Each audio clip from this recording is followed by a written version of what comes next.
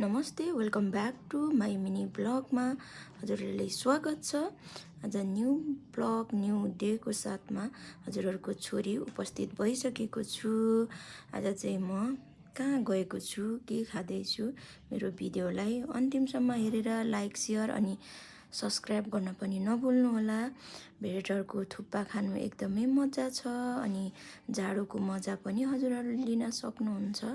तातो तातो थुक्पा खाएर हामी चाहिँ सबैजना आज मिलेर भेटेटार पुगेका छौँ। भाउजू, आमाहरू अनि बाबुहरू अनि हामी फुपूहरूसँग आज हामी चाहिँ रमाइलो गर्दै भेटेटारमा तातो तातो थुक्पा खाँदैछौँ। यो चिसोको मौसममा तातो थुक्पा खानुको मजै बेग्लै छ। हजुरहरू पनि भेटेटार जानुभएको बेलामा थुक्पा खान चाहिँ नभुल्नु होला साथीहरू। हजुरहरू जहाँदेखि मेरो भिडियो हेर्दै हुनुहुन्छ मेरो भिडियोलाई लाइक सेयर अनि सब्सक्राइब गरेर कमेन्ट गर्न पनि नभुल्नु होला। म यो ठाउँदेखि हेर्दैछु तपाईँको भिडियो भनेर कमेन्ट सेक्सनमा गएर कमेन्ट गर्न पनि सक्नुहुन्छ।